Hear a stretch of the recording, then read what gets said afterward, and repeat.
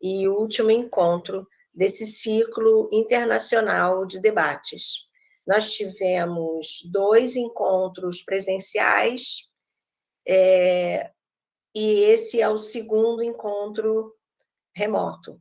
Tá? Então, a ideia é justamente diversificar os modos de acesso para que a gente tenha diferentes experiências e possa também contar com a participação de colegas que estão longe da gente, longe do estado do Rio de Janeiro, como é o caso da Tanila, hoje, né?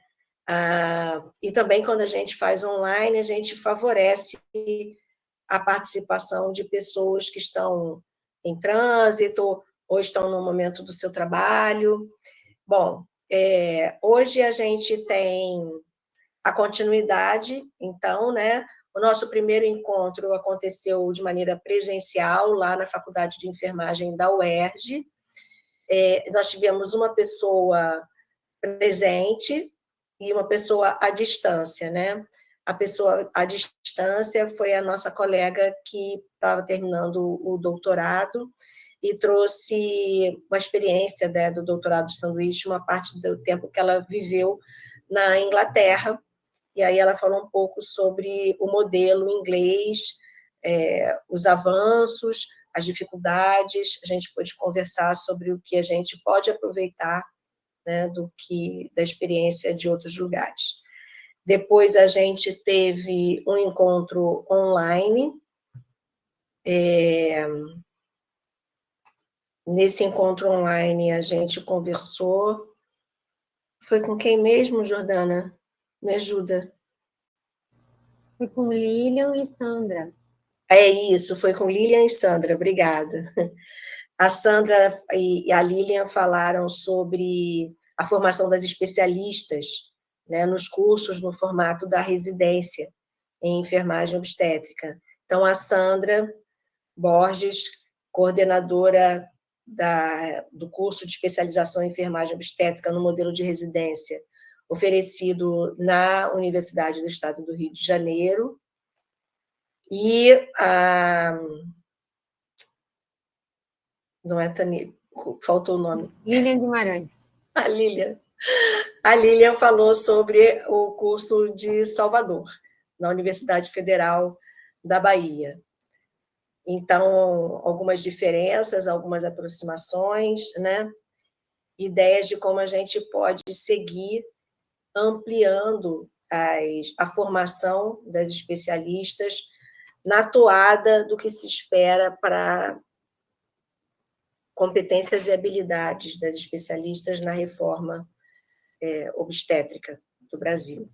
Depois nós tivemos o terceiro encontro, que foi presencial, recente, tem 2 dias, foi na Universidade Veiga de Almeida, uma universidade privada aqui do Rio de Janeiro, né, para quem não é do Rio de Janeiro, é uma universidade bem tradicional do Rio de Janeiro, antiga, e os estudantes de enfermagem daquela universidade, organizados no formato de uma liga acadêmica, participaram do nosso ciclo de debates, e foi muito, muito legal, foi muito, muito bacana. Eu e Jordana e Ana Beatriz estivemos lá.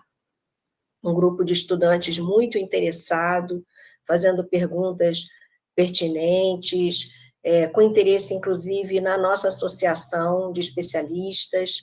Depois do encontro, a gente está recebendo mensagens desses estudantes interessados em participar da associação. Então, isso enche a gente de energia, né?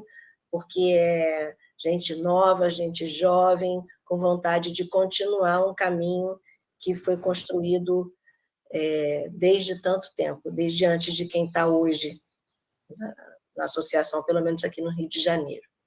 E aí hoje a gente tem o 4º encontro, esse 4º encontro novamente é remoto, para a gente poder contar com a presença de 2 colegas caríssimas, né? A Simone, que é diretora da Casa de Parto Davi Capistrano Filho.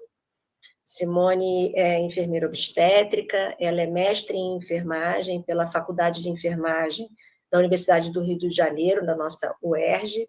está dirigindo a Casa de Parto Davi Capistrano Filho, uma unidade da Secretaria Municipal de Saúde do Rio de Janeiro. E Simone é membro da Associação Brasileira de Enfermagem Obstétrica do Estado do Rio de Janeiro, a BenFRJ.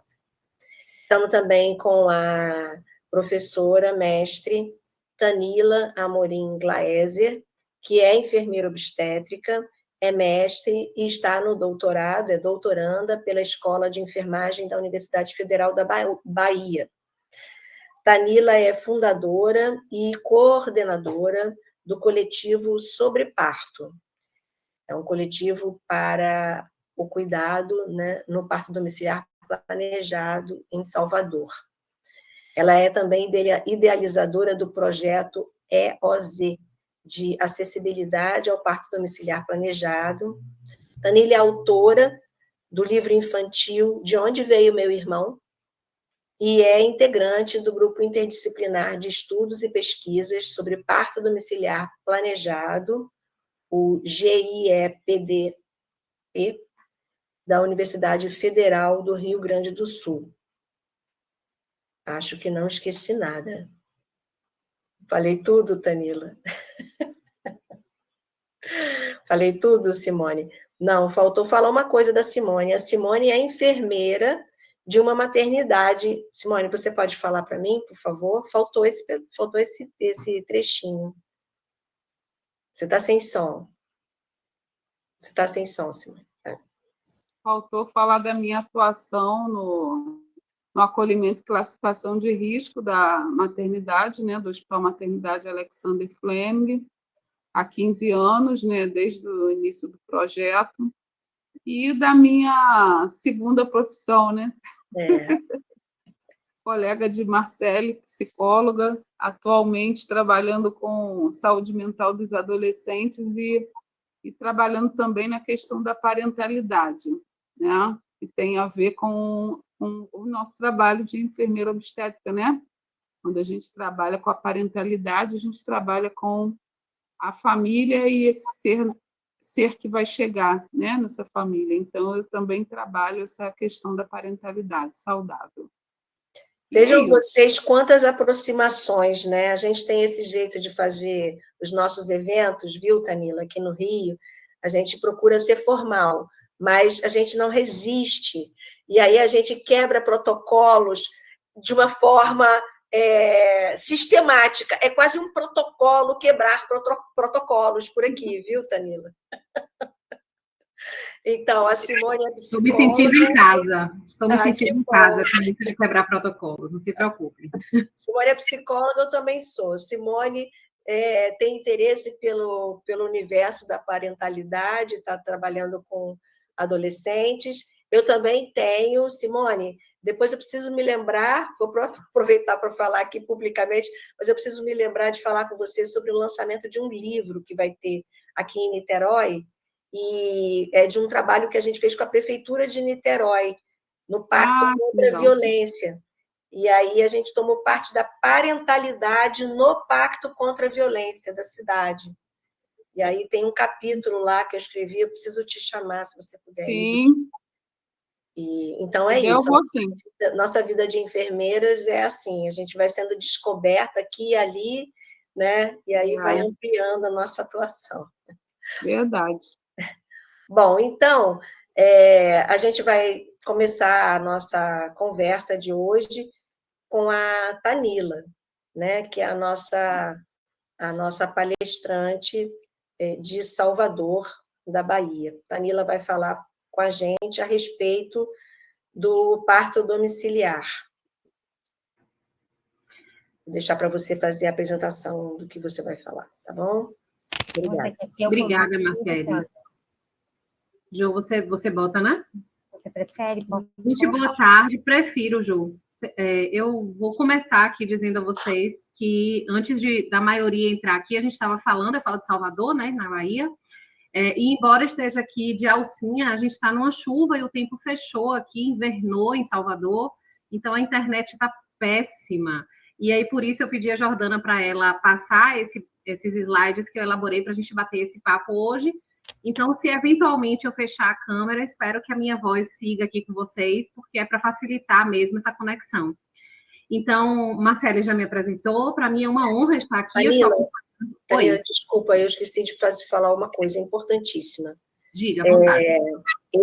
Essa apresentação está sendo gravada, tá? Ela vai ficar disponível no YouTube da Abenfo RJ, e também dizer para quem está participando que a gente vai colocar no chat, quando a Danila terminar essa apresentação, né? A gente vai colocar nos intervalos, para não atrapalhar, um formulário de presença. E a partir do preenchimento desse formulário é que nós vamos fazer a emissão dos certificados. Tá bom? É isso. Obrigada, Danila. Nada. Eu não apareço mais agora, tá? Então, vocês não aparecem para mim. Qualquer coisa vocês me sinalizam, tá bom? Jô, só não está aparecendo o que você... Eu vou lá para outra tela. Tá bom. Então, dadas as explicações aqui da minha internet, como a Marcele já me apresentou, vou pular essa parte. Vou apenas fazer uma colocação aqui. Eu não sabia de Marcele e Simone, que também são da psicologia, né? E muito me é cara essa temática da parentalidade, daí eu ter escrito esse livro infantil, né? Ele é um livro que aborda justamente sobre parto domiciliar na perspectiva da visão da infância. Foi o relato do meu filho mais velho que esteve presente no nascimento do irmão. Então, é uma temática também que é muito interessante da gente vivenciar, né? Quando a gente está ali atendendo o pré-natal e pensando na inclusão dessas crianças nesse cenário, já que a nossa temática aqui hoje é reformar essa obstetrícia para um modelo mais humanístico. Eu estou acompanhando aqui o ciclo desde quando começou, e hoje a gente vai trazer a perspectiva dessa ampliação do olhar para os movimentos e os modelos que são extra-hospitalares, né? E a minha fala aqui vai ser mais centrada no parto domiciliar planejado, que é onde eu atuo e é também o que eu pesquiso. Pode passar, Ju. E aí, para começar, a gente vai setorializar aqui numa pauta única, né? Sobretudo no último encontro do ciclo, a gente falou muito sobre a autonomia da enfermagem obstétrica, e essa é a nossa pauta, independente do modelo de assistência, independente do local em que a gente esteja falando, a melhoria da qualidade da assistência com foco na autonomia da enfermagem obstétrica é a nossa pauta aqui para inserção e para os debates dentro da reforma obstétrica. Por isso, eu separei aqui 3 momentos de fala para que pudéssemos nortear essa autonomia, pensando na perspectiva do parto domiciliar planejado. Então, falando de qualificação dessa assistência prestada, ampliação desses espaços seguros para poder oferecermos uma assistência de qualidade e a garantia de direitos. Pode passar, Ju. Então, o que é o parto domiciliar planejado dentro dessas 3 perspectivas, né? São partos ocorridos de maneira planejada, no domicílio, e que, quando a gente vai avaliar estudos e pesquisas realizadas na temática, a gente percebe que eles estiveram associados a baixas taxas de transferência hospitalar, realização de menos procedimentos invasivos desnecessários durante o parto, que ele tem um caráter de segurança quando aliado aos critérios de elegibilidade bem definidos. O parto domiciliar planejado, que está ali fundamentado em evidências científicas, ele é também um direito constituído dentro da nossa proposta de resgate de autonomia, dentro da nossa proposta de escolha. Então, o parto domiciliar, ele retoma o cenário por um movimento de escolha de local de parto. O parto domiciliar, ele existe num modelo, no Brasil, estratificado a risco ao universo privado, mas ele é uma realidade. Então, pautado em evidência científica, com caráter de segurança e estratificado em risco habitual, o parto domiciliar planejado passa a ser uma escolha viável e segura e existente dentro do nosso panorama. Portanto, precisamos falar sobre ele.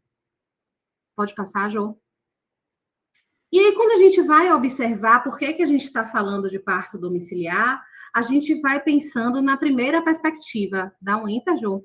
Menos de 1% dos nascimentos no nosso país são domiciliares. Caramba, por que eu estou aqui gastando meu latim falando de parto domiciliar ser menos de 1% da população. Eu sempre costumo dizer, quando eu falo de parto domiciliar, que não dá para a gente falar de números, embora dados quantitativos sejam extremamente relevantes, a qualidade do serviço é o que nos impacta nessa fala, sobretudo hoje, na autonomia da enfermagem obstétrica e na proposta da reforma obstétrica. É de qualidade de assistência que a gente está falando. Sim, é pouco, mas é um pouco que é escolhido, é um pouco que é real. Logo, a gente precisa pensar se existe em menos de 1%, que qualidade de assistência a gente está conseguindo ofertar.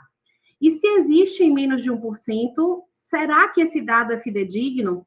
Para quem trabalha aqui diretamente em maternidade, quem pesquisa sobre a obstetrícia diretamente, percebe que dentro do nosso sistema de informação, baseado na DNV, na Declaração de Nascido Vivo, o campo lá para definição de parto domiciliar, ele é subutilizado, eu diria assim, porque é parto domiciliar. O que é parto domiciliar? É o parto que é acontecido acidentalmente, é o parto que acontece no meio da rua, é o parto que acontece na ambulância, e é o parto que acontece em casa de forma planejada. Então, a gente não tem como dizer ainda que esse 1% são partos planejados domiciliares, ou seja, a gente ainda vai colocar um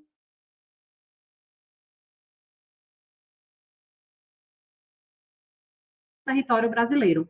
Entretanto, quando a gente observa que ainda menos de 1%, pode passar, Ju, a gente observa a pesquisa Nascer do Brasil que trata da peregrinação. Veja só, a peregrinação foi enfrentada por mais de 20% das mulheres, sendo aqui no Nordeste uma realidade de 30%. Então, eu trouxe essa fala de Maria do Carmo Leal, que ela diz que a distância até o hospital agrava a situação das mulheres, mas não é indo para uma maternidade pequena dessas que ela vai se salvar. Talvez a gente tenha que ter polos regionais realmente de qualidade, com condições de atendimento de verdade. E nos lugares pequenos, grupos de enfermeiras obstetras muito bem qualificadas para saber identificar riscos e encaminhar. A gente tem uma pesquisa de grande porte dentro da nossa realidade brasileira, tratando de caráter de peregrinação enquanto reflexo para má qualidade de assistência e impacto dentro da mortalidade materno-fetal. Pode passar, Jô. E um terceiro ponto que a gente observa quando olha para o panorama do Brasil é uma lacuna dentro do campo de pesquisa que a gente não tem a precisão do dado, né? De quantas gestantes de risco habitual a gente tem hoje no perfil de classificação de risco obstétrico brasileiro. A gente tem uma estimativa de que 15% são de gestantes de alto risco e ali em torno de 70%, 85% das gestantes, elas estão estratificadas no risco habitual. São essas gestantes estratificadas no risco habitual que a gente bota uma lupa e coloca ali. Não dá para ser 70% dessas gestantes atendidas no modelo de parto domiciliar, porque parto domiciliar não são para todas as pessoas que escolhem parir em casa.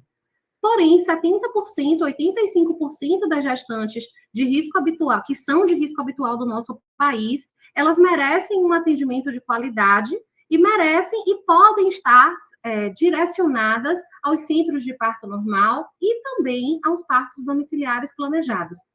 Pode passar, Ju. Bom, então, a gente trouxe esse debate muito rico no último ciclo da autonomia. Como é que a gente está formando as enfermeiras obstetras para atender na autonomia? Especificamente no parto domiciliar planejado, a questão da autonomia da enfermeira obstetra e da obstetriz é muito forte, porque eu trouxe esse recorte, a gente tem eventualidades que podem acontecer, diversas complicações no evento de parto, independente de onde ele vai acontecer. Mas a gente tem que olhar para quando não está previsto, o que acontece que é o prolapso de cordão, o que acontece que é raro, mas acontece. Como é que a gente dá tratamento imediato? É esse o lugar que a enfermeira obstetra que atende parto e obstetriz, que atende parto domiciliar planejado, precisa estar situada. E é essa autonomia que a gente pensa, o que eu tenho de autonomia enquanto eu estou estudando, me formando, me pós-graduando para atender parto, que me garante que eu vou dar conta, ou minimamente tentar dar conta, desses imprevisíveis, lidar com essa imprevisibilidade de forma previsível, ou seja, como é que eu vou estar garantindo essa formação? Eu trouxe esse artigo, que eu coloquei o QR Code aí do ladinho, que aí eu nem sei como é que a gente faz para usar esse QR Code, já que a gente está aqui no online, né? Mas, enfim, depois eu posso mandar também, que trata sobre a importância da autonomia das enfermeiras obstetras na condução de emergências obstétricas em partos domiciliares planejados. O quanto para a gente é caro uma formação, um processo, uma trajetória formativa que nos atente mesmo, nos estruture para estarmos autônomas e conseguirmos dar conta dessas imprevisibilidades que ainda assim são previsíveis, né? De darmos conta da fatalidade e de agirmos. Eu costumo dizer que quando a gente está numa instituição, a gente tem as costas largas, que significa o quê? O que acontecer ali, fatalidade que vier a acontecer, você está numa instituição, você está num ambiente hegemônico de cuidado. Então, vai ser uma fatalidade. Quando você está num domicílio, você está num ambiente contra-hegemônico, você está num ambiente perseguido, você está num ambiente em que as pessoas não têm ciência de como isso acontece. Então, como é que a gente lida? É a gente pela gente. É a gente que, numa situação de prolapso de cordão, que num transcurso natural, sem intervenção, como é o parto domiciliar, é uma fatalidade. Eu estou usando o prolapso porque eu citei aqui, né? Uma dessas situações adversas, mas é a gente que, por exemplo, vai ter que dar conta. A gente não tem como levantar um braço e dizer, quero. A gente não tem como levantar um braço e gritar, ajuda. Não, somos nós por nós. Então, esse treinamento e essa atitude de agilidade, essa atitude de conhecimento dessas situações adversas que são raras e que a gente não lida diariamente, ela precisa estar à mão e ser lançada à mão da enfermeira obstetra ou obstetriz que atende parto domiciliar. Então, a gente fica pensando, e a reflexão que eu quero trazer, quando a gente fala de autonomia, é justamente a gente está formando, estamos sendo qualificadas para essa atenção com esse nível de autonomia. Pode passar, Ju?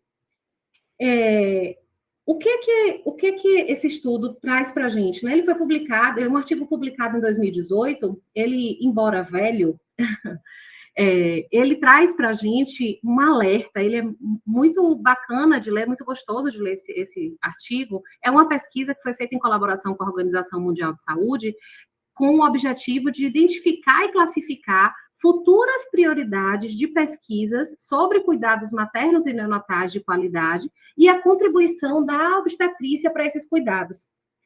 E o resultado desse artigo, ele traz, inclusive, em caps lock, lá em destaque mesmo, que está no momento, em 2018 foi publicado, está no momento de necessidade de ações concretas.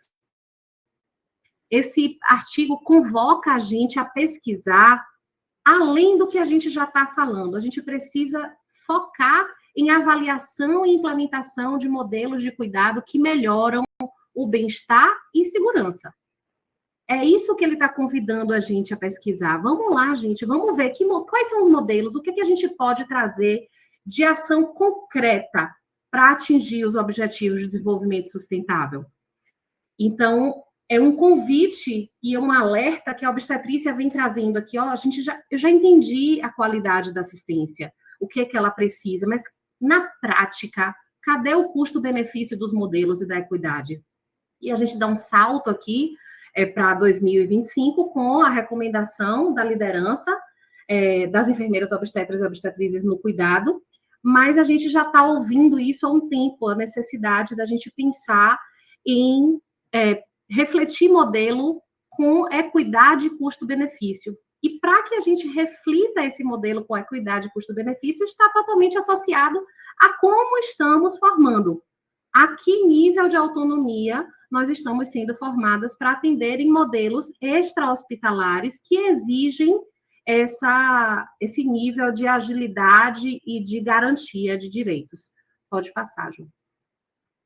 Daí, enquanto mestranda, eu fiz uma pesquisa sobre a formação da atuação de enfermeiras obstetras para atender parto domiciliar planejado. E aí eu fui ver a grade de competências para a formação das midwives, né? E observei Holanda, observei Reino Unido, observei Alemanha, Nova Zelândia, e a grade de competências das midwives, elas têm atenção, participação ativa nos partos gemelares, em apresentação pélvica, em assistências domiciliares, mas eu nem trouxe essa pauta aqui ainda, como formas de configuração de ampliar essa capacidade crítica para situações adversas. Não significa que as enfermeiras obstetras e obstetrizes atenderão a alto risco. Significa que desse processo formativo, a experiência, a vivência ativa nesses modelos de assistência de alto risco dão um alerta e produzem uma ampliação da capacidade crítica de como a gente manejar essas situações para que a gente possa ter a segurança de encaminhar de maneira realmente segura, né? E aí, pensando dentro dessa perspectiva, para onde é que a gente foi na pesquisa? Trazendo um pouquinho desse meu relato de mestranda ainda, lá no retrasado, a gente desenvolveu uma disciplina, uma ação curricular extensionista, que é a CCS, para tratar sobre parto domiciliar planejado. Eu comecei a perceber que não adianta a gente falar de parto domiciliar planejado sem formar falando de parto domiciliar planejado. E aí, essa disciplina, eu costumo falar dela com bastante orgulho, inclusive, porque ela foi um grande divisor de águas dentro do meu olhar crítico para a formação de qualidade e voltado para a autonomia da enfermagem obstétrica. É uma disciplina extensionista, a gente abriu vagas para diversas áreas de conhecimento, não foi só a enfermagem, inclusive, medicina, direito, artes, psicologia e outras tantas, e a gente fez um ciclo, né? E aí nessas imagens, vocês podem ver aí da minha esquerda para a direita, a gente fez ciclos de conversas e rodas de palestras com profissionais da atenção ao parto domiciliar planejado e com profissionais envolvidos na obstetrícia. Especificamente, essa foto tem a presença de uma advogada que veio tratar no âmbito da violência obstétrica, entendendo a perspectiva do parto domiciliar planejado nesse sentido. Essas rodadas de conversas foram feitas com esses alunos, na parte teórica, de apresentar o conteúdo da reflexão crítica, dos fundamentos teóricos básicos para parto domiciliar planejado. Depois, nós fomos às unidades de saúde, conversar com os profissionais de saúde, que é essa foto do meio aí, conversar com os profissionais de saúde das unidades públicas sobre o que é que eles entendiam, como eles pensavam, quais eram as dúvidas, quais eram as compreensões a respeito do parto domiciliar planejado.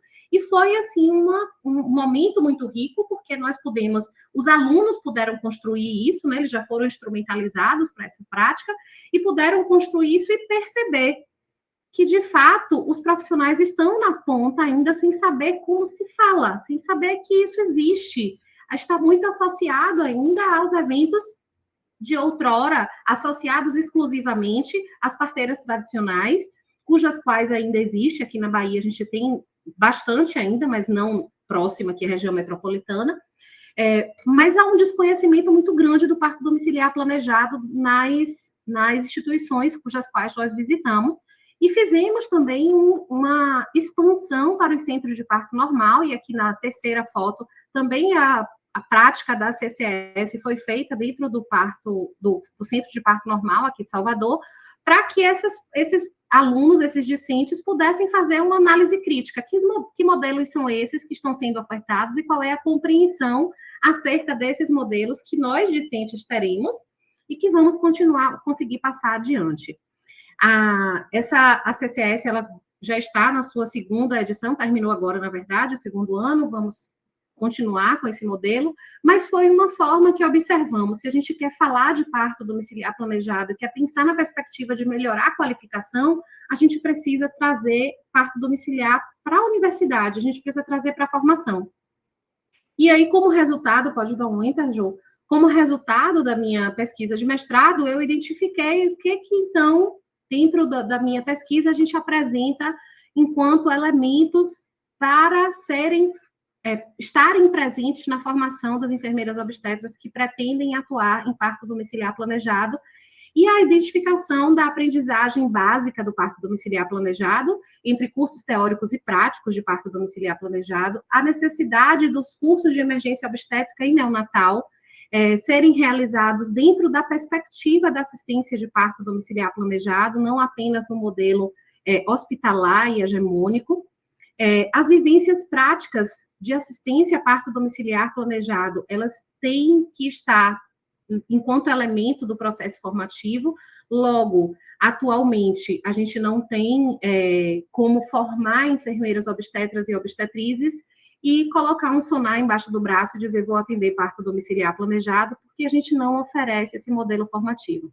Além disso, outros modelos complementares de atenção foram sugeridos enquanto elementos para compor a formação na atuação, para melhorar a qualificação das enfermeiras obstetrizes que pretendem atuar nesse modelo, e o compartilhamento de experiências, exemplos. Esse momento que nós estamos aqui é um dos processos, é um dos elementos, na verdade, né, que a gente apresenta ali como componente da nossa construção de vivências e de reflexões a respeito do parto domiciliar planejado.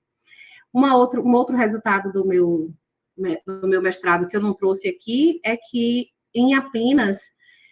foi feita uma pesquisa no Brasil inteiro das universidades públicas e privadas que possuem formação em enfermagem obstétrica, tanto na especialização quanto na residência, em que versam e têm a reflexão na sua trajetória formativa sobre parto domiciliar planejado e nos seus projetos políticos pedagógicos. Em apenas 2 universidades que os projetos políticos pedagógicos tinham elementos de parto domiciliar planejado, uma em Mato Grosso do Sul e uma universidade federal, a residência de Mato Grosso, e a outra, o Sofia Feldman, em Minas Gerais, em Belo Horizonte. Pode passar. Daí, quando a gente fala de parto domiciliar planejado, a gente precisa falar, sim, que a gente está ampliando um espaço seguro de assistência. Parto domiciliar planejado é uma oportunidade de ampliar leito obstétrico, ainda que seja pouco, ainda que seja menos de 1%, é uma possibilidade de ampliar leito. Parto domiciliar é uma possibilidade de ampliar cuidado através das individualidades. Ainda que seja pouco, a gente consegue, dentro do cuidado individualizado, ou seja, no mínimo 2 parteiras para atender parto domiciliar para um binômio, a gente consegue oferecer um cuidado mais individualizado. É possível que a gente amplie esse cuidado individualizado, ainda que seja pouco. Parto domiciliar é uma oportunidade que já existiu no SUS, ainda que não mais, mas já foi muito. Parto domiciliar é uma realidade oferecida, e no passado, infelizmente, atrelada ao Hospital Sofia Feldman, dentro, inclusive, do programa de residência, oportunizando residentes em enfermagem obstétrica vivenciarem o parto domiciliar e oferecido pelo SUS. Esse modelo que já existiu, ele funcionou de 2013 até 2024. Ele funcionou. Se ele funcionou, a gente tem, eu diria aqui, abre aspas, aqui falando no lugar de direito, de advocacia, a gente tem precedente. Então, como é que funciona isso? A gente pode replicar. Isso é possível? Qual é a realidade que a gente pode trazer? Ele funcionou durante muito tempo num hospital público, garantindo parto domiciliar 100% SUS a famílias elegíveis. Porque a nossa realidade hoje é uma acessibilidade estratificada à elite, porque parto domiciliar é caro.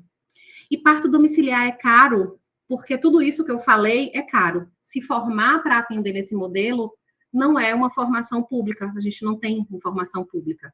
Se formar para atender esse modelo precisa de todos esses elementos que eu pesquisei aí atrás, e a gente precisa correr atrás. Então, isso tem um custo. Se formar para atender nesse modelo significa que até os nossos materiais a gente ainda não tem garantia que a gente consegue. Então, é caro a gente manter isso. Se formar para atender nesse modelo E atender num parto domiciliar de forma privada gera uma demanda social e emocional que impacta no nosso financeiro, porque não é sobre regime de escala, não é CLT, não tem garantia de salário, mas isso tudo já existiu pelo SUS. Só que eu falo assim, gente, se tio Lula hoje resolvesse dizer assim, vamos ter parto domiciliar no SUS amanhã, quem a gente poderia colocar para atender em regime de escala, para atender a demanda do SUS, mesmo que fosse 1%? A gente não tem ainda esse modelo formativo, mas a gente tem uma população necessitando de qualidade de assistência, a gente tem uma população necessitando de ampliação de leito, a gente tem uma população, aliás, a gente tem estudos dizendo que esse modelo de parto domiciliar oferece tudo isso. Então, a gente precisa começar de algum lugar. Pode passar, Ju. E, para isso, a gente fala de direitos. Então, é importante sabermos que nós, enfermeiras, obstetras e obstetrizes, temos, sim, nossa garantia do exercício profissional de atenção ao parto, e temos, a partir de 2 de fevereiro de 2024, a normativa do COFEM, a 737, que normatiza a atuação das enfermeiras obstetras e obstetrizes em parto domiciliar planejado, um grande salto para a nossa garantia de direitos profissionais e também garantia de direitos de um modelo que não existe dentro das políticas públicas de saúde, mas que com essas construções chegam a dar ferramentas, chegam a dar recursos. Porém, é sempre luta, né? É sempre luta. A gente veio falando isso aqui, me lembro da fala de Marilanda aqui, no primeiro dia, trazendo a perspectiva, foi sempre luta. Nunca foi sobre sentar numa cadeira confortável no ar-condicionado. E nessa perspectiva de nunca ter sido sobre sentar numa cadeira confortável com ar-condicionado, é que eu falo que a gente lançou agora, né, em setembro, esse mês, há 2 semanas atrás, pelo Corém, aqui da Bahia, o primeiro protocolo de assistência ao parto domiciliar do estado da Bahia. O primeiro, de fato, protocolo de assistência ao parto domiciliar do nosso país. Esse protocolo, ele é direcionado à Bahia, ao estado da Bahia. Mas ele é um grande avanço. E aqui um convite, enquanto enfermeira obstetra, enquanto parteira urbana de parto domiciliar, enquanto uma das idealizadoras e escritoras aí desse protocolo, juntamente com Jordana, que está aqui com vocês, que quando era da Bahia começou a fazer, agora já virou carioca e continua aqui publicando esse protocolo com a gente. Mas essa história desse protocolo começou em 2020, a gente só conseguiu publicar em 2025. Não foi fácil chegar a esse protocolo, chegar hoje a dizer, é o primeiro protocolo do estado da Bahia, é o primeiro protocolo que a gente tem publicado no nosso país inteiro, mas é um convite. Se cada estado tivesse fazendo e pudesse fazer um passo desse, a gente ia chegar mais fácil ao que a gente já vem fazendo, que é construindo essa diretriz nacional de atenção ao parto domiciliar planejado, para que, de fato, a gente tenha mais elementos que instrumentalizem a assistência de parto domiciliar planejado. Essa diretriz nacional já está sendo construída, inclusive no primeiro ciclo de vocês tiveram contato com Tainá, que é quem está construindo essa diretriz, juntamente comigo, com Jordana também, e com outras pessoas de diversos locais do país, para que a gente tenha essa representatividade, mas falta muita coisa. Falta muita coisa para que eu possa dizer que a gente tem garantias de direitos de assistir, garantias de direito das pessoas que querem parir em casa. Uma delas, por exemplo, é a nota técnica que foi publicada no desgoverno anterior, nota técnica número 2 de 2022, que fala da proibição, da falta de recomendação, falando de uma forma, assim, muito, muito fofa, do parto domiciliar planejado. O Ministério da Saúde, em 2022, disse que não recomenda o parto domiciliar planejado porque ele é perigoso. Essa nota técnica ela foi repudiada fortemente, porém ela continua ali posta dentro das normas técnicas publicadas do governo. E a gente agora entra com um pedido para anulação dessa nota técnica, porque é um desserviço ter ela publicado, já que, inclusive, temos estudos saindo corriqueiramente aí já fundamentando o parto domiciliar planejado, inclusive em território brasileiro, sobretudo agora também com o protocolo no estado da Bahia, que diz, olha, a gente tem gente nascendo em casa, tem enfermeira obstetra e obstetriz atendendo esse modelo. Então, a gente precisa revisitar essa nota técnica e dizer que ela não tem fundamento. O Estado da Bahia entrou com solicitação junto ao COFEM, a Abenfo Nacional está colada com essa proposta também, e juntos, num movimento que é, sim, social e é também de classe, a gente vai pedir essa anulação ao Ministério da Saúde da nota técnica. Garantia de direitos é uma pauta extensa, porque não tem como falar de parto sem falar de política. E, independente de política partidária, a gente está aqui falando de uma trajetória de luta.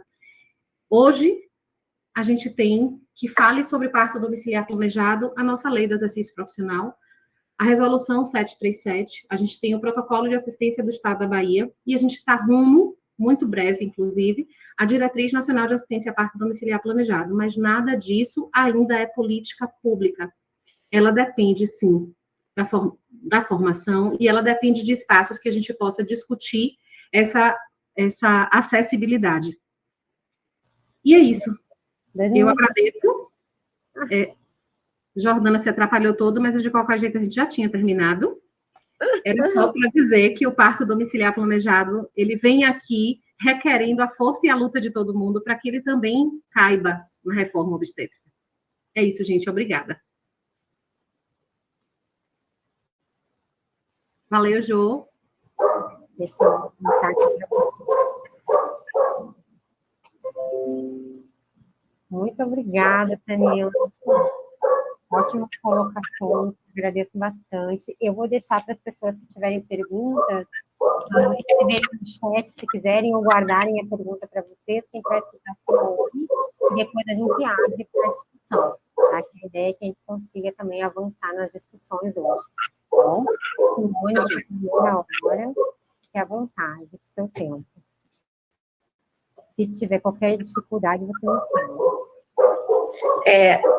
Com licença, nós vamos passar aí no chat o formulário de presença.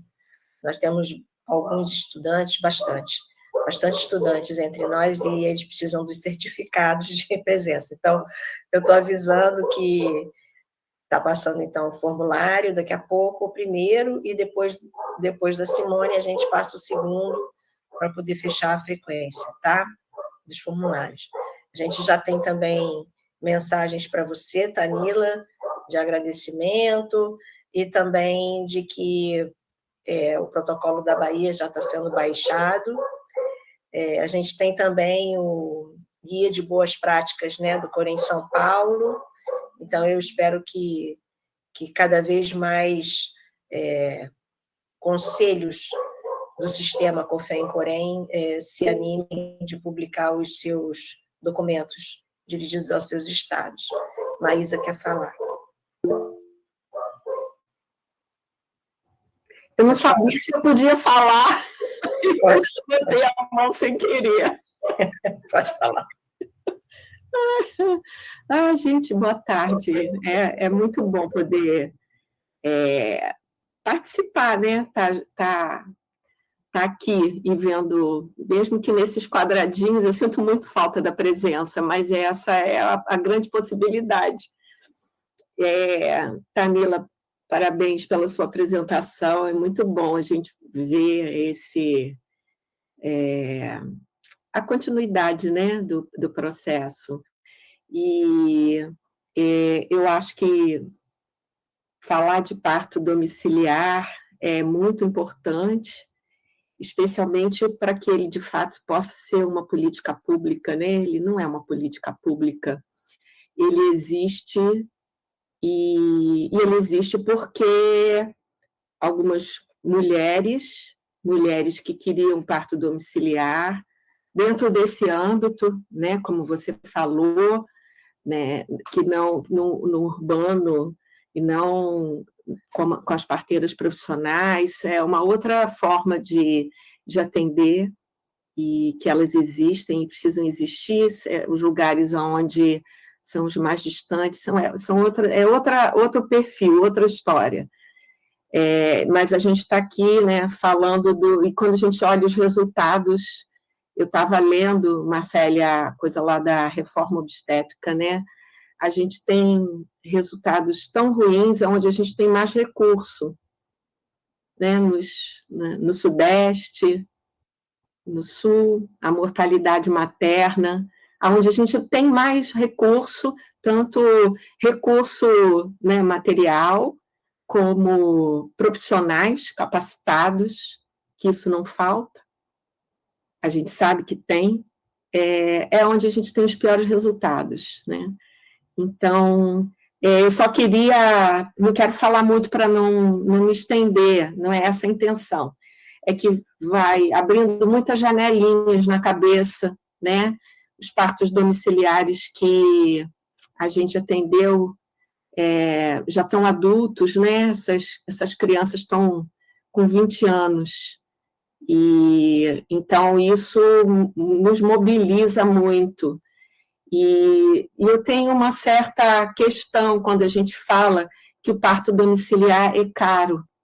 Eu acho que hoje o parto domiciliar ele é materializado, ele existe. E se não fosse desse jeito, rompendo essas barreiras, não existiria. Ele continuaria na imaginação, né? Então, eu tenho visto as coisas que se repetem e que se transformam. Mas a gente tem um modo, né, de buscar autonomia e de romper com determinados padrões para poder encontrar essa autonomia. Ela é conquistada, né, no coletivo, individualmente. Eu lembro que quando a Casa de Parto aqui no Rio de Janeiro, tem 21 anos, ela abriu, o Marcos dizia assim, Maísa, cadê as enfermeiras? Elas não vieram se inscrever. Está aberta a inscrição para ocupar a Casa de Parto. Ali era o primeiro espaço em que a gente construiu com autonomia. Esse passo, ele é dado com um rompimento, e ele não é só um rompimento coletivo, ele é um rompimento de dentro. Então, eu acho que você não me conhece, Tanila, eu conheço você já de... Mas eu sempre me emociono. O parto domiciliar existe e o custo dele é o custo de muitas existências, de muitas mulheres, sabe? E de muitos profissionais. Então, eu não acho nem que ele seja caro. Eu acho que ele precisa existir de uma forma igualitária, né? Com outras possibilidades. Ele precisa ser ampliado e ele precisa que a gente se desmedicalize, que a gente acredite em outras coisas, porque isso está dentro de uma sociedade medicalizada, né? Machista, que isso patriarcal, racista. Então, a gente está dentro dessa estrutura, que todas essas dimensões também são construtoras desse nosso modo sem autonomia, calada, e fazendo aquilo que está dentro de um determinado modelo. Bom, era isso só que eu queria falar. Muito obrigada, Maísa, pela sua fala emocionada, me emociona demais daqui também. Eu não sei nem se eu tenho o direito dessa fala agora, Jô, ou se eu deixo para depois, mas assim, quando lhe ouvindo falar aqui, né, eu já ouvi demais Maísa falar aqui para mim assim, Tanila, eu não quero falar sobre parto domiciliar nesse espaço. O parto domiciliar é coisa de elite, de você que é uma mulher branca. E esse lugar assim, foi um lugar de muita dor para mim, porque eu reconheço esse lugar de privilégio e eu quero fazer alguma coisa com esse lugar de privilégio que eu tenho de mulher branca que tem acesso à universidade, sabe? E foi pensando justamente na dor que eu ouvi, da porta da cara que eu senti muitas vezes, que eu resolvi dizer, a gente precisa sair do lugar confortável de falar que parto domiciliar é coisa de elite, para a gente assumir aqui qual é a nossa parte da elitização do parto domiciliar. Porque é a custo de muita dor. Meu primeiro parto domiciliar hoje, mês que vem, está fazendo 13 anos.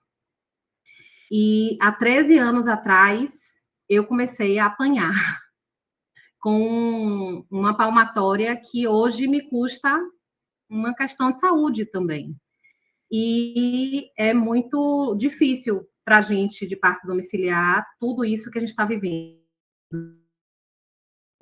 Mas esses espaços de acolhimento e o espaço de poder hoje entender que um movimento de assistência extra-hospitalar está se fortalecendo junto aos centros de parto normal e ao parto domiciliar para garantia de direitos para a gente, porque a gente precisa pensar nesse autocuidado para que a gente possa oferecer esse direito, é extremamente engrandecedor e eu acho que isso continua me movimentando. Há 13 anos apanhando, há 5 para sair um protocolo de parto domiciliar planejado, mas é isso, é mais do que autonomia, mais do que assistência, resistência mesmo, né? Obrigada pela sua fala.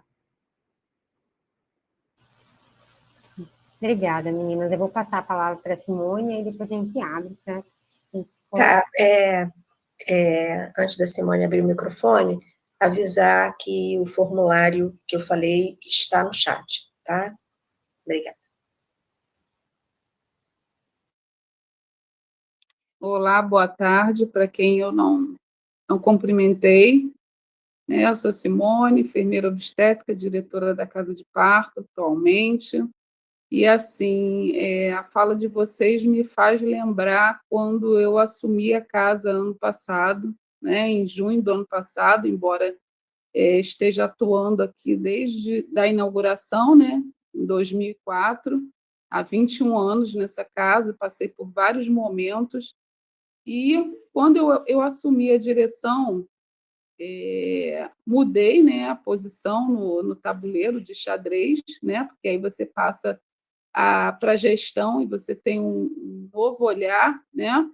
E esse olhar me trouxe um elixir, na verdade, né? Eu comecei a enxergar a enfermagem obstétrica como uma ocupação além dos muros da casa de parto, né? Então, eu comecei a enxergar que a enfermagem obstétrica poderia ocupar diversos lugares no município do Rio de Janeiro, não só os que a gente já ocupou, né, o que nós já ocupamos, mas em outros espaços que não existem enfermeiras obstétricas. E aí eu comecei a delinear, fazer na verdade, um fluxo na minha cabeça, que já existe, né? Que é esse fluxo que existe aqui na casa de parto, dentro das maternidades, né? No ambiente intra-hospitalar. E aí eu falei em uma reunião com a equipe, né? E pensei e falei que, com certeza, futuramente, nós iríamos ocupar espaços dentro da maternidade com o modelo de assistência que nós prestamos aqui na Casa de Parto, com autonomia e competência, garantindo os direitos, né, de exercer essa assistência de enfermagem obstétrica na sua integralidade dentro do ambiente hospitalar e garantir a escolha dessas mulheres, de ter um modelo desmedicalizado, né, de assistência ao trabalho de parto e ao parto.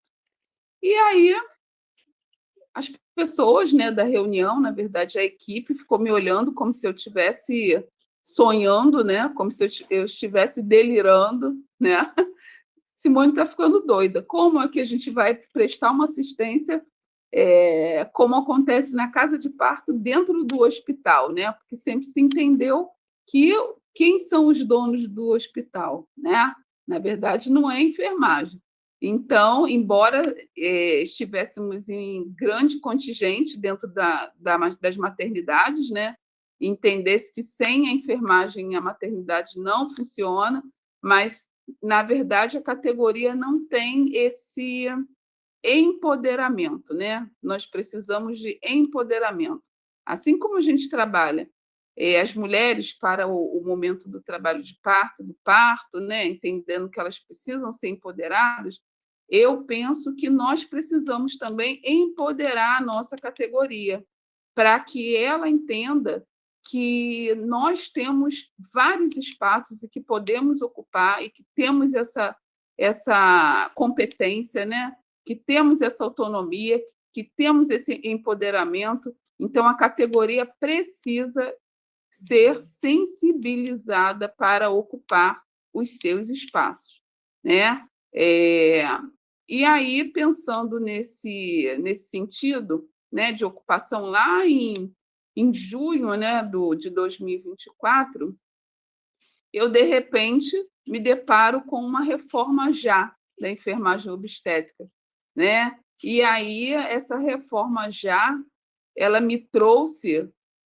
um acalento no meu coração, né? E me mostrou que realmente eu estava certa quando falei em uma reunião que nós poderíamos ocupar mais espaços prestando uma assistência e que mesmo que fosse dentro do ambiente hospitalar, mas com a autonomia que nós exercemos na casa de parto, né? Então, assim, hoje nós temos essa possibilidade, né, de começar essa atuação nas maternidades.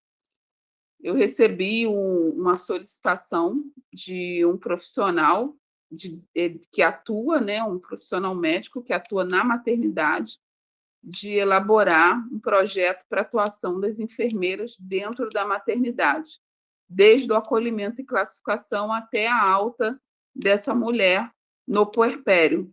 Então, assim, isso para mim é um ganho enorme, né? Um ganho simbólico enorme, de nós podermos ocupar os espaços dentro do hospital com autonomia para assistência da mulher no seu período do ciclo gravídico puerperal, sendo de risco habitual, né? Então, assim, acredito que precise de um RH sensibilizado, capacitado, né? Que precise de todo um planejamento, como aconteceu com a nossa inserção em 1998, né? Lá na Alexander Fleming.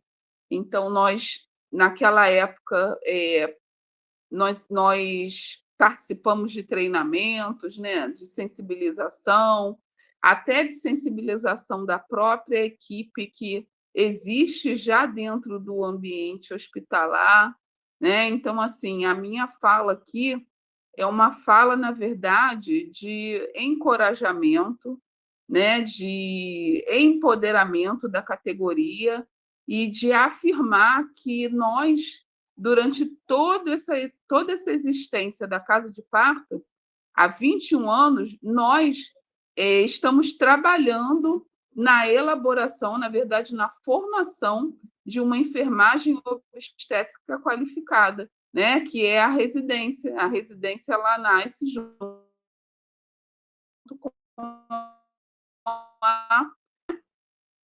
Então, nós, na verdade, durante todo esse processo de existência da casa de parto, nós estamos colaborando e formando profissionais que, com certeza, têm a capacidade de atuar dentro do ambiente, né? Na verdade, dentro e fora do ambiente hospitalar, mas com competência e com garantias de direitos, não só para a nossa assistência, mas para toda a população que tenha o perfil do risco habitual.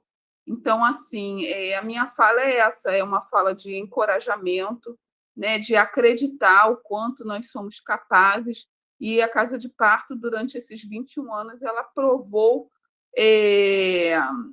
que nós somos capazes, ela provou que a enfermagem obstétrica tem essa autonomia e que essa autonomia ela precisa ser exercida em qualquer espaço, não só dentro da casa de parto, mas extramuro casa de parto. Então, assim, eu trago essa reflexão, esse encorajamento, né? E, na verdade, essa fala de que nós podemos muito, né? Como diz o nosso hino aqui da casa, nós podemos mais e vamos fazer. Com certeza vai acontecer essa ocupação, vai acontecer, porque hoje nós temos um cenário onde precisamos melhorar os indicadores, reduzir a mortalidade materna, e como já disse lá na década de 60 um médico chamado Caldeiro Bárcia, que foi qual eu utilizei, né, uma das fontes que eu utilizei na minha dissertação de mestrado, foi mostrar, né, evidenciar a importância da presença da enfermeira obstétrica para reduzir a mortalidade materna e fetal. Então, eu venho reforçar, em 2025, que realmente precisamos ocupar os espaços para reduzir a mortalidade materna e fetal e que nós podemos sim melhorar esses indicadores. Iremos melhorar esses indicadores.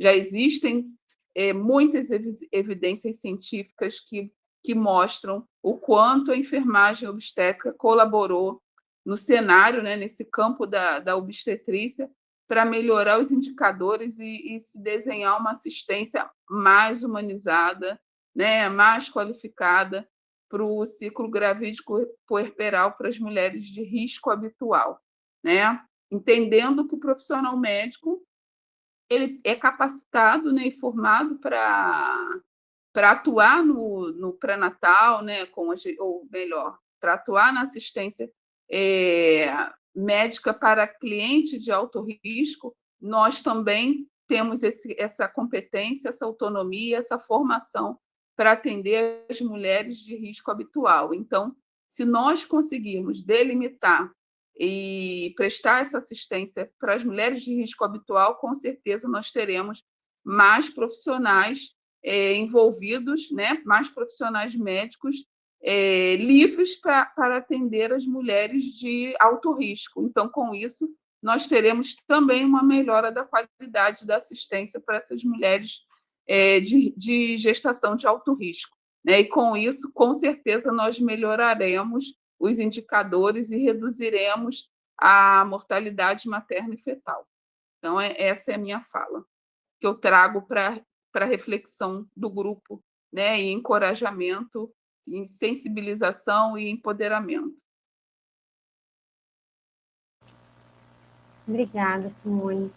Acho que é muito relevante escutar vocês, né? A gente está debatendo a reforma obstétrica e não tem como a gente falar em uma reforma, efetivamente uma reforma mesmo, sem falar em modelos extra-hospitalares, né? Em modelos que dão garantia de direito de escolha do local de parto e profissional que vai acompanhar esse parto.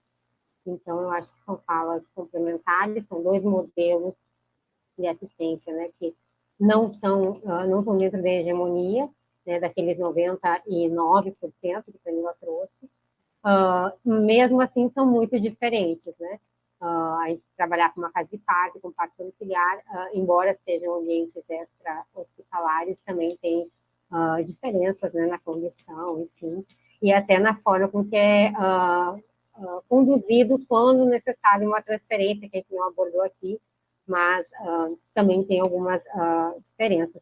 E aí, Tanila trouxe aqui no comentário, Simone, que eu queria que você respondesse, que as enfermeiras obstetras da casa de parto atendem a continuidade da assistência no hospital maternidade, para o hospital que é referência, elas seguem com a mulher e dão uma continuidade na assistência. Como é feito isso?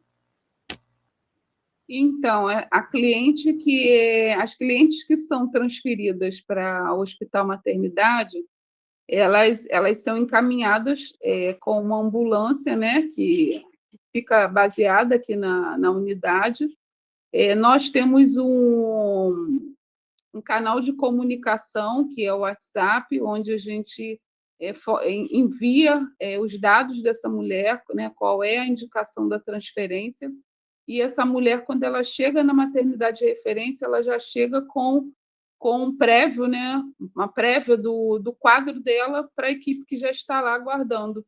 Então, ela já é recebida já com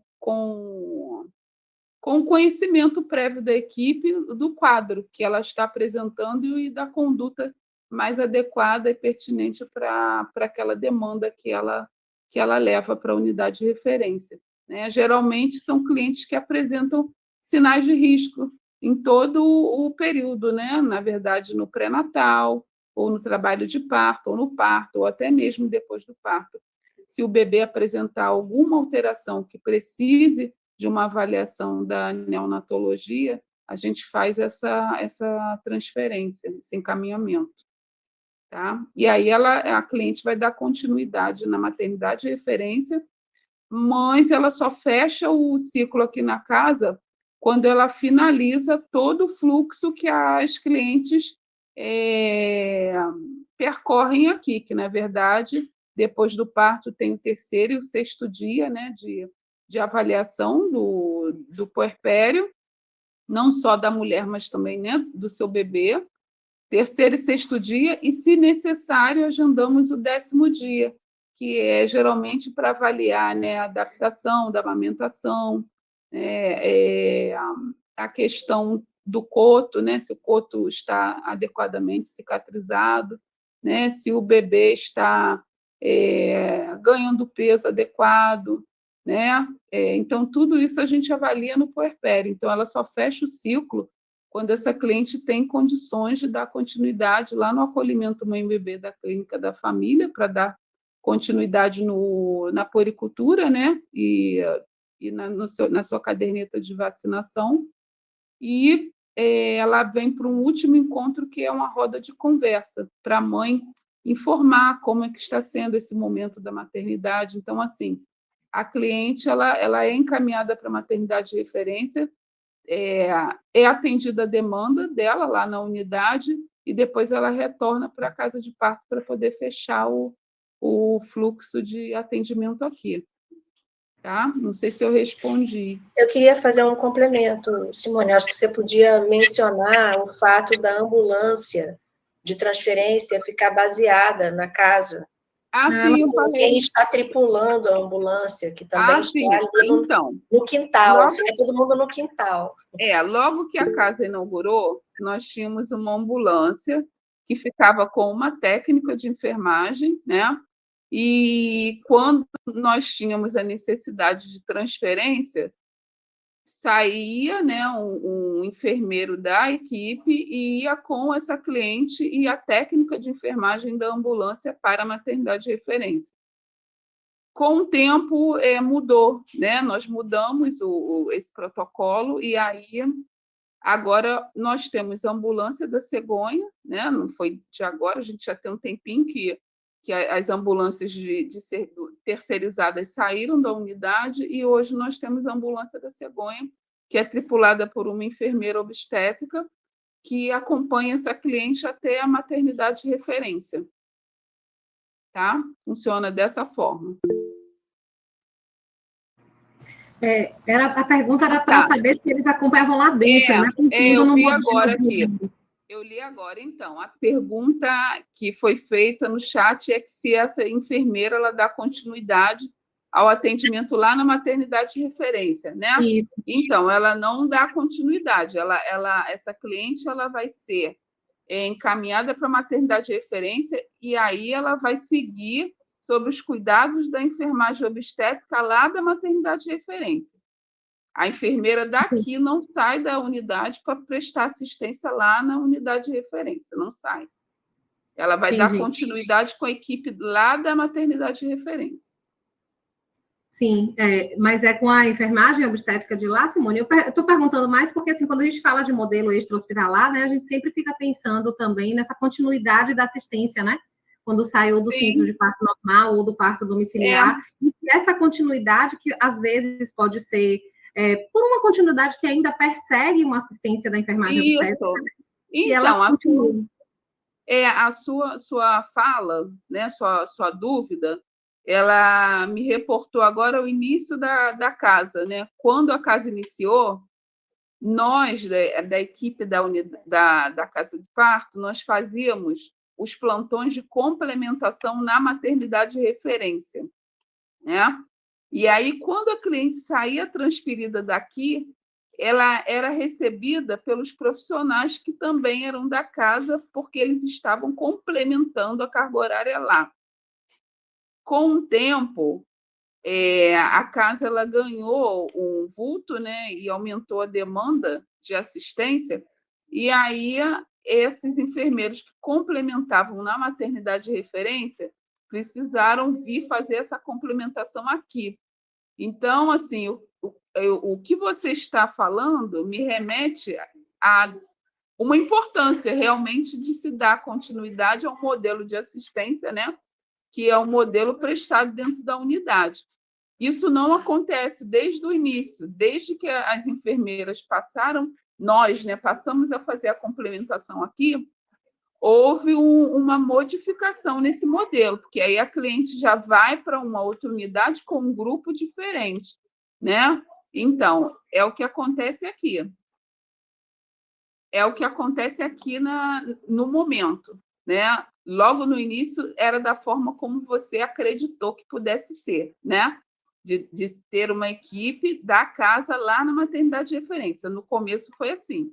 Mas depois, né, acho que no segundo, terceiro ano, nós passamos a fazer a complementação na casa. Então, esse modelo, ele não, assim, teve uma quebra, na verdade, né?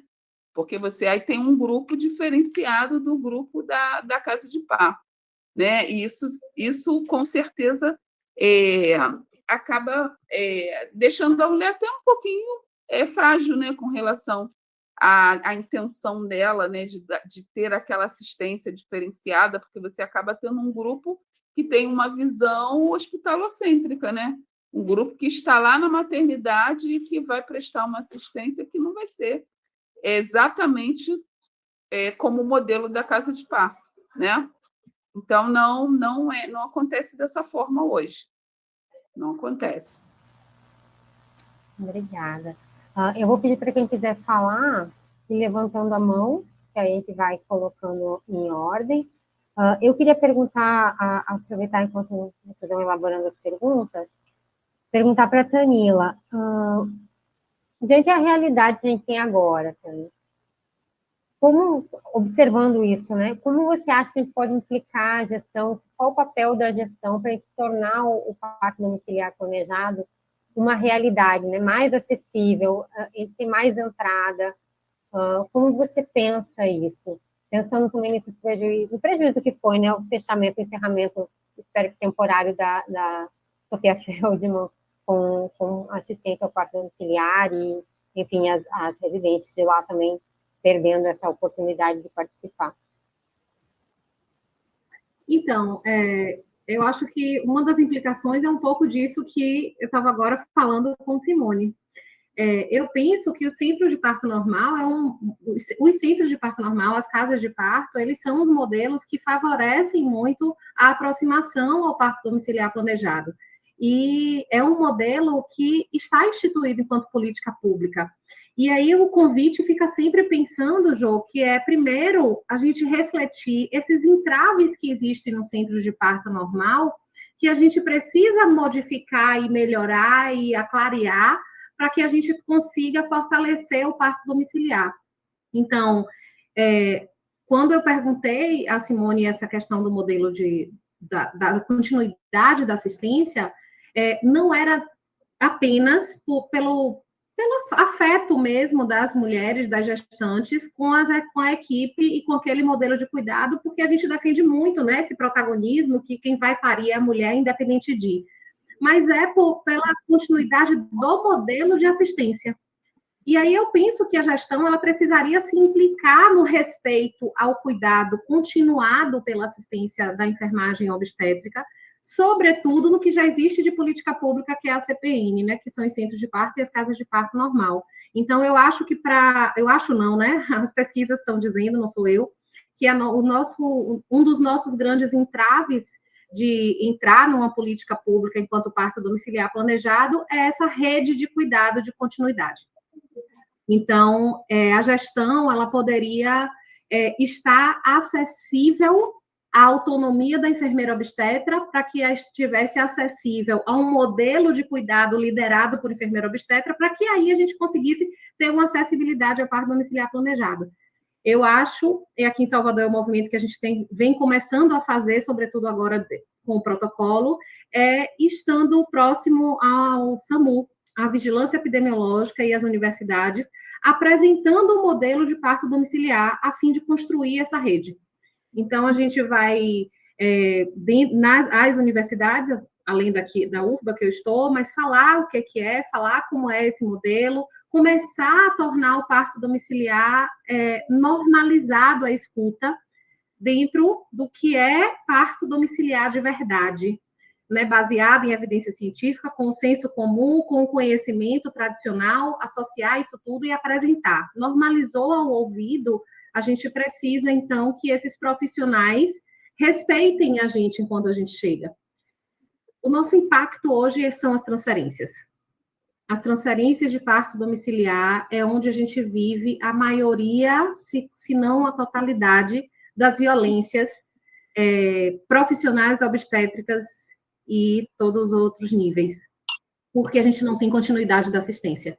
Então, se a gente conseguisse essa busca e essa perseguição, e é isso que eu trouxe aqui quando Simone falou, se os centros de parto normal e as casas de parto conseguissem essa continuidade da assistência, é um passo para o respeito à autonomia da enfermeira obstetra. E aí a gente tem ali como dialogar, sabe?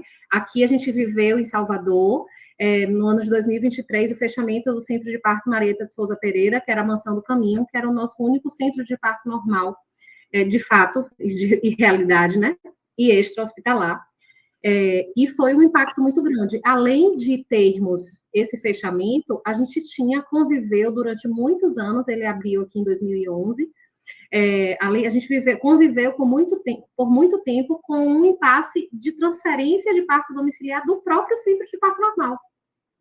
Então, a realidade da continuidade da assistência aqui na Bahia, aqui em Salvador, especificamente região metropolitana, é um impacto quando a gente ultrapassa a porta das maternidades. Ultrapassou a porta das maternidades, o modelo ele é medicalocêntrico e subalternizador da enfermagem obstétrica. Então, a gestão deveria se implicar na continuidade da assistência pelo modelo liderado por enfermeiras obstetras. Eu acho que é o ponto de partida, né? Não sei se eu alcancei a resposta aí, mas eu vi que Simone quer falar também, né? Então, quando você fala nessa questão da dificuldade de dar continuidade ao modelo de assistência, né? Eu me reporto logo no início da casa de parto, né? Que, na verdade, culminou com o período também que nós trabalhávamos na ambulância da SAMU, né? Muito das enfermeiras aqui da casa de parto atuou no trabalho de remoção de mulheres, né, de gestantes para as maternidades. Existia um serviço chamado SAMU Cegonha, e aí nós trabalhávamos baseadas, né, nas ambulâncias em maternidades, prestávamos assistência na residência da mulher, de acordo com o evento, e quando essas mulheres estavam em trabalho de parto, né, ou em situação que precisava de uma avaliação do médico, nós levávamos essa mulher, né, até a maternidade para uma avaliação. Então, assim, quando você fala sobre essa continuidade da assistência, eu lembro a dificuldade que nós tínhamos em trocar informação com um profissional que estava lá na ponta, né? Porque muitas das vezes nós passávamos por descredibilidade do nosso trabalho, nós passávamos por violência, não só trabalhando na ambulância, mas como enfermeira daqui da casa, né? Quando nós tínhamos que transferir as mulheres para a maternidade e chegávamos lá com a cliente em uma situação que estava evidenciando risco, e nós passávamos a informação profissional lá da ponta, eles não acreditavam no que a gente passava de informação, né? Inclusive, eu vivenciei 2 situações, né? A primeira é que eu levei a mulher com mecônio espesso para a maternidade de referência, cheguei lá, o profissional médico olhou minha cara, eu informei o quadro da mulher, falei da desaceleração, falei do mecônio, ele não deu a devida importância e o quadro desse bebê se agravou, né? Então, assim, essa foi uma situação. E, num segundo momento, com o mesmo profissional, eu levei, por coincidência, o mesmo quadro, e ele não esperou nem que ninguém levasse essa mulher para o pré-parto. Ele deu o braço para essa mulher e levou a mulher para o pré-parto, porque ele ficou agoniado, né, e angustiado pelo resultado da primeira situação, que ele não deu credibilidade à minha fala e à minha informação. Então, assim, realmente se faz necessário ter as enfermeiras obstétricas em todo esse fluxo de atendimento para que se realmente se garanta essa linha, né? Essa linha do cuidado, se mantenha uma assistência realmente humanizada, né? De qualidade, enfim, pela enfermeira obstétrica. Se faz muito importante. Vou passar a palavra para a Maísa, pode falar. Tem alguém... Maísa está com a mão levantada, foi sem querer? Era só para complementar aqui um pouco, porque quando se pensa realmente na mudança do modelo, né, o que a Tanila trouxe é super importante, né, porque a gente precisa realmente que cada um dos ambientes e os modelos possam, né, estar se comunicando. E isso precisa ter continuidade. Partos domiciliares planejados ou partos na casa de parto, eles podem precisar de uma atenção hospitalar. E o hospital precisa estar, né, receber. Então, são ambientes e práticas que não podem estar à margem, não podem ser marginalizados. E é justamente por essa coisa que você falou da escuta, né, que precisa ouvir e entender. Então, não dá para ficarem marginalizados, né? Acho que a casa de parto já avançou nessa, né, já é mais palatável, né, já existe de outra forma, apesar das políticas públicas no Brasil, né, toda vez que a gente tem a tentativa de fazer investimento em casas de parto, elas precisam ter a prioridade de ser intra-hospitalares, ainda para que elas sejam, né, controladas, né, e especialmente a autonomia da enfermeira seja controlada. E então, assim, a outra coisa que eu queria comentar é que foi dessa forma que a gente acabou também com uma experiência em criar equipes interdisciplinares para poder diminuir isso. Então, isso acho que é com o tempo, com educação, com a mudança da educação médica também, para poder entender e aprender a trabalhar em equipe, para poder considerar, como a Simone falou, o trabalho, né? Porque senão a gente vai ter desfechos ruins. E isso é péssimo. É péssimo porque a mulher está no meio desse jogo, e o bebê, e ela não pode ficar, né? Isso é algo que não pode acontecer, né? E a outra coisa, só rapidamente, que eu queria complementar sobre a casa de parto, porque quando a gente fala dos modelos, a gente tem os modelos que nós conhecemos e que a gente experimenta, né? Então, eu não sei como tem estado a questão dos modelos das casas de parto pelo país, elas existem ainda, mas também tem fragilidades, né? Como você falou, a gente acompanhou um pouco, né, que a Mansão do Caminho foi fechada.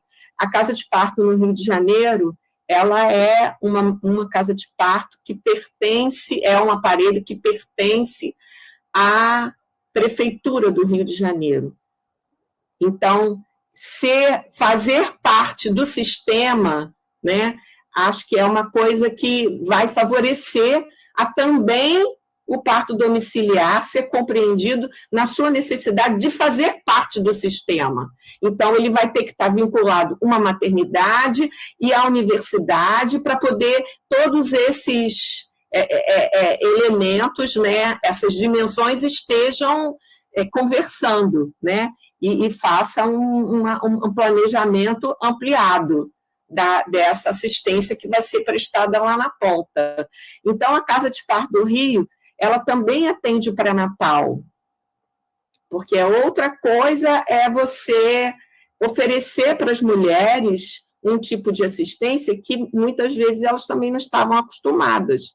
Quer dizer, é uma casa de parto que ela tem a referência, né? A referência dela está vinculada, ela não pode transferir para qualquer maternidade do Rio de Janeiro. Ela vai transferir para uma determinada maternidade. Essas referências, elas são importantes de acontecer, né? E a outra coisa também é você estar junto à população, né, falando sobre o que é um parto espontâneo, um parto natural, um parto com menos intervenção ou sem intervenções desnecessárias, né, em que você compreende o que é acompanhar uma fisiologia, né, e só interferir e aí transferir se for uma necessidade, né, de fato. Então, o que eu acho muito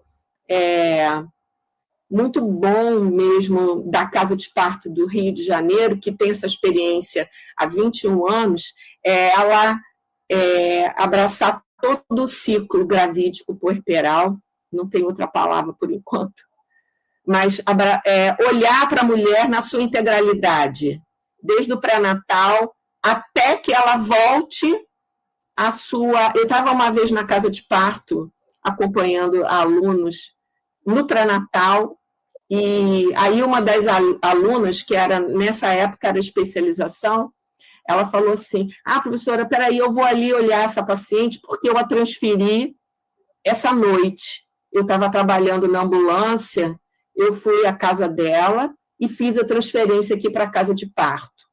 Aí eu pensei, essa mulher foi atendida durante o seu pré-natal com enfermeiras obstétricas, ela participou, né, participou dos grupos, esteve, né, na casa de parto sendo cuidada, foi transferida por uma enfermeira na ambulância e está tendo o seu parto por essas enfermeiras, vai continuar no seu cuidado até que ela volte para a clínica da família ou para a unidade básica de saúde.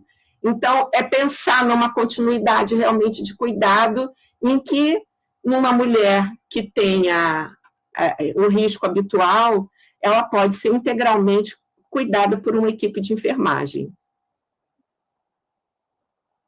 Sim. Com certeza. Ana, quer falar?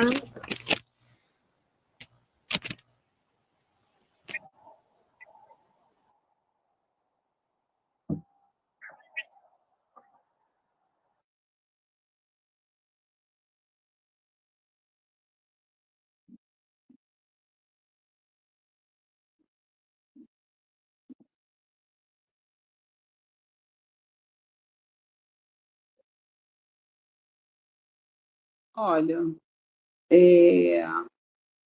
existiu esse protocolo, né, de construção das casas de parto, porém, quando essa casa de parto foi inaugurada, tinha um projeto de 12 casas de parto. E aí, das 12, né, pensou-se em 9, em 6, em 3, e foi decrescendo.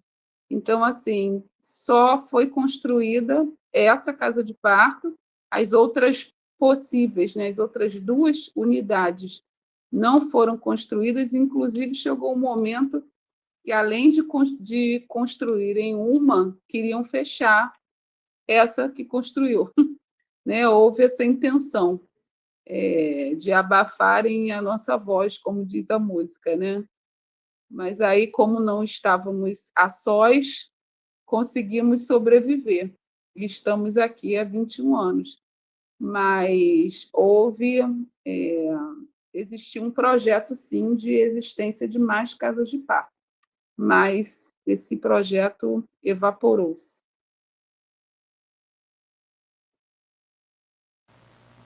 Obrigada, Simone. Tanila, eu vou passar para você. Acho que vai ser a última fala, a princípio. A gente já está indo para o final do nosso encontro. Vai acabar em Pronto. Na verdade, era uma complementação aqui ao que Maísa estava trazendo, que é bem importante quando a gente está num espaço falando de modelo extra-hospitalar, a gente reforçar que a gente não está inventando a roda, né? É muito importante a gente trazer isso, porque até quando a gente fala que parto domiciliar não está na política pública, e além de ser uma verdade, é uma perseguição, mas é uma realidade em outros lugares, ele já existe. Então, assim, é importante que a gente olhe para aquilo ali e diga, ok, ele existe num país diferente, com outro ritmo, outro estilo, mas a gente vai pegar aquilo ali que já existe e vai adaptar a nossa realidade. A gente não vai construir uma roda de novo. A gente vai botar ela de acordo com a dinâmica da nossa estrada. E eu acho que a reforma obstétrica, que ainda não tem o parto domiciliar nela enquanto modelo de assistência, poder incluir o parto domiciliar é justamente dizer, olha, a gente vai adaptar os modelos de assistência ao nosso país que tem um índice de peregrinação imenso, ao nosso país que tem enfermeiras obstetras e obstetrizes sendo formadas e que podem ampliar o acesso e não só a qualidade, porque tudo está diretamente relacionado, né? Então, o parto domiciliar é novo enquanto política pública para a gente, mas além de ser um modelo que a gente já vinha aqui antes de tudo, ele já existe, a gente só tem que adaptar a nossa realidade. Era só esse reforço.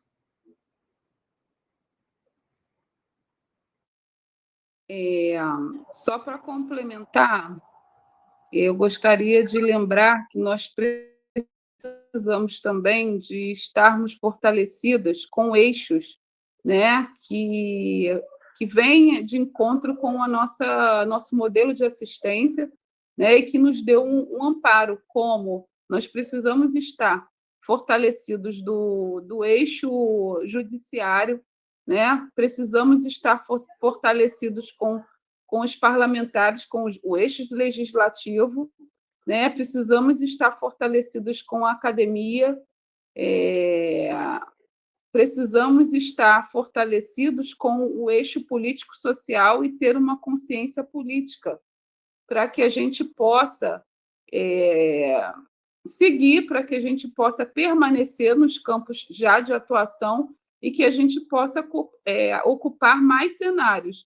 Nós precisamos de todos esses elementos, né? Porque o eixo político-social ele é muito importante. E o ser enfermeiro, né? O ser enfermeiro, ser da enfermagem, na verdade, ser enfermeiro, ser enfermeira obstétrica, não é só um ser que presta assistência. É um ser que precisa entender, que precisa ter uma consciência política para estar, para ocupar, para lutar, para se empoderar, né? para alcançar maiores voos. Então, nós precisamos de consciência política, porque se nós não tivermos consciência política, nós não vamos entender que precisamos de ocupar espaços, né? E eu acho que está faltando muito essa questão da conscientização da política no ser enfermeiro, né? Haja visto que se faz um movimento, tivemos um movimento, né? Acho que ano passado, lá no Flamengo, e aí a população que nós temos no Rio de Janeiro, né? O quantitativo de enfermeiras obstétricas é enorme. E lá no movimento nós tínhamos um quantitativo bem reduzido do que nós temos na realidade. E por que não teve tanto o comparecimento da enfermagem obstétrica? A falta da consciência política, né? Fazer enfermagem obstétrica não é só dentro das instituições, não é só dentro do parto domiciliar nas casas, é você estar nos movimentos, porque é através dos movimentos que nós vamos conseguir mudanças. Então, nós precisamos ter essa consciência, esse empoderamento, né? Nós precisamos ter esse pensamento de luta, essa resistência, essa resiliência. Nós precisamos nos fortalecer e nos alimentarmos de todos esses eixos para que a nossa categoria consiga avançar e permanecer nos espaços, porque não adianta se inserir, enfraquecer, né, e sermos retirados dos espaços, como já aconteceu, né? Então, a gente precisa lutar para se manter nos espaços de conquista da enfermagem obstétrica. Eu penso dessa forma e eu acredito que a gente precisa modificar a nossa consciência política, principalmente se associando, né, às entidades de classe, né, se associando à Benfo.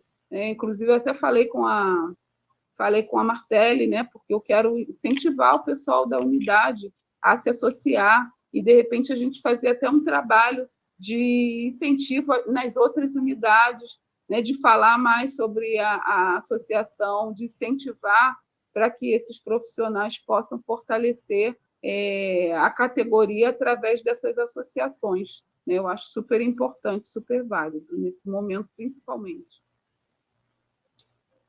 É isso, Simone. Não tem como a gente falar em autonomia e empoderamento, né, profissional, como vocês trouxeram, sem falar nessas lutas políticas, luta de classe que a gente tem que enfrentar e a gente enfrenta junto, não é isolada dentro da instituição, só trabalhando, não é só dessa forma que a gente alcança melhorias e avanços, né? Essa autonomia, ela vem também com luta, porque nada é dado para nós, é tudo conquistado. Se a gente não ficar firme, os nossos direitos, eles são retirados, né? Então, vou passar a palavra para a Maísa, tá? Que está com a mão levantada há um tempo já. Não, é só para complementar, quando a Simone, da pergunta que a Bia fez, só para lembrar também que tem uma regulamentação para a casa de parto. E essa regulamentação é feita pelo Ministério da Saúde, então ela está regulamentada. Protocolo é uma outra coisa, mas as casas de parto, elas têm até modelos diferentes, e elas têm uma regulamentação, que ela foi revista, se eu não me engano, foi em 2015, né, que classifica, diz o que é um CPN, casa de parto normal. E aí ela pode ser intra-hospitalar, ela pode ser extra-hospitalar, e ela pode ser peri-hospitalar, né? Que antes chamava de comunitária, que seria uma casa de parto dentro de um ambiente... a preocupação é a casa de parto estar distante dos ambientes hospitalares por conta das transferências. Então, em 2015, fizeram algumas mudanças. Quem é que vai estar, que ela é gerida pelas enfermeiras e tudo mais, né? Só que as intra-hospitalares acabam se chamando centro de parto normal, mas funciona um pouco diferente, né? Enfim, precisa acompanhar essa linha, né, que nós viemos aqui comentando sobre ela, de classificação de risco. A gente, nas maternidades, poucas as maternidades faz essa classificação de risco, respeitando, né, acaba toda a equipe se metendo, cada um fala uma coisa, toda hora vai alguém lá e mistura um pouco a assistência. Então, é um pouco isso. Existe uma regulamentação para a casa de parto. Ela era um estabelecimento de saúde que não existia no SUS, até 2000. Em 2000 para cá, que ela passou a ser regulamentada e passou a existir. Essa é uma prerrogativa, né, para que, por exemplo, o parto domiciliar seja pensado e que ele possa existir regulamentado. Aí ele vai existir como política pública.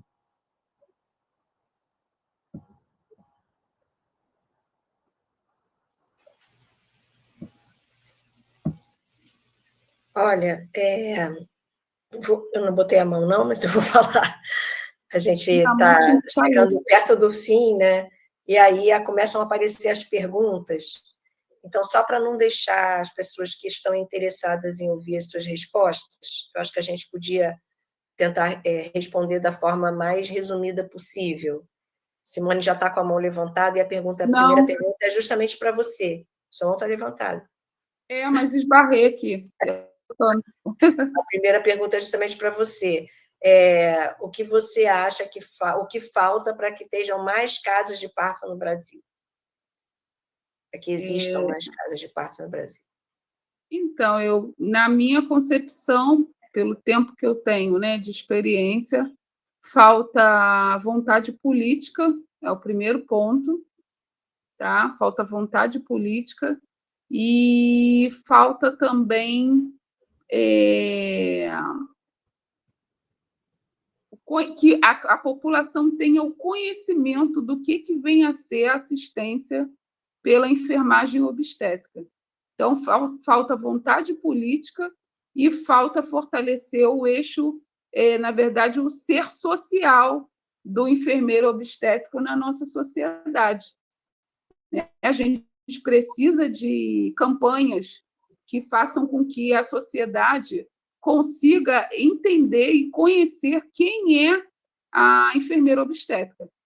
Eu tenho feito um trabalho de formiguinha através das visitas técnicas na unidade, e em todas as visitas técnicas, em todo momento, quando eu acolho, quando eu faço o grupo de acolhimento das mulheres que vêm procurar a casa de parto com seus acompanhantes, eu faço esse trabalho também de divulgar, do que vem a ser uma enfermeira obstétrica. Hoje mesmo, no grupo de acolhimento, eu recebi 15 mulheres, buscando o atendimento à casa de parto. Elas foram absorvidas, todas elas tinham o perfil de risco habitual, e elas, na verdade, eu fiz questão de falar o que é uma enfermeira obstétrica, qual é a formação da enfermeira obstétrica, porque muitas das vezes a população até sabe que existe, mas ela desconhece a formação, E, inclusive, uma acompanhante falou que ela teve o parto dela assistido por uma enfermeira numa clínica particular em 2005. Então, assim, com certeza, quem assistiu o parto dela num momento de desassistência foi uma auxiliar de enfermagem ou uma técnica, e ela estava entendendo que aquela profissional era uma enfermeira obstétrica, Então, eu precisei explicar para ela qual é a formação de uma enfermeira obstétrica, qual é a formação de um auxiliar de enfermagem ou técnico de enfermagem, para ela entender quem é a enfermeira obstétrica. Então, a gente precisa também que a sociedade conheça o nosso trabalho e conheça a nossa formação, que conheça a nossa identidade. A gente precisa desses dois pontos, vontade política e que a sociedade conheça o nosso trabalho e a nossa formação. Obrigada, Simone. Eu nasci como enfermeira numa clínica privada de Niterói, em 1965, uma clínica conveniada do INPS, e eu nasci porque o médico não estava. E quando meu irmão, no ano seguinte, nasceu, quem estava de plantão? A mesma enfermeira, que usava uma capa. E por isso minha mãe tem certeza que ela era enfermeira, porque ela usava capa. Ah, sim. Tinha essa diferença. Dona Arlete. Eu conheci Dona Arlete porque eu trabalhei nesse hospital que eu nasci, olha isso. 1965. Mas desde então já era porque o médico tinha saído, e aí Dona Arlete entrou e atendeu. Os dois não existia um projeto de assistência, não existia. E agora, para a Tanila, a pergunta é: o que você diria para quem acha que parto domiciliar é arriscado? Tanila. Eu acho que eu diria um pouco do que Simone disse. Primeiro, eu diria, lhe entendo. Vem cá, senta aqui, me dá um abraço, porque eu lhe entendo. Gente, como é que a gente vai hoje chegar e dizer, eu tenho certeza que o parto domiciliar é seguro? Eu acho que se alguém chegasse para mim e dissesse assim, Tanila, eu sei que o parto domiciliar é seguro, eu diria, opa, eu ficaria até com medo. Então, a primeira coisa é eu lhe entendo. A segunda coisa é, senta que lá vem conversa, porque para a gente explicar a segurança que vem de um parto domiciliar em 3 dúzias de palavras, quando a gente não tem isso socializado, a gente não tem isso enquanto política pública, a gente não tem isso dentro da formação, é muita conversa. De forma básica, eu responderia, além do acolhimento, que parto domiciliar não é um modelo para todas as mulheres e que parto domiciliar ele é seguro porque também é só para quem tem baixo risco, para quem está classificado em risco habitual. Só isso já muda a visão das pessoas, porque, inclusive, em muitos países, como, por exemplo, nos Estados Unidos, parto domiciliar é para qualquer pessoa. É só querer parir em casa, é só querer nascer em casa. Então, tem outra visão. E aí já entende, poxa, então não é para todo mundo? Não.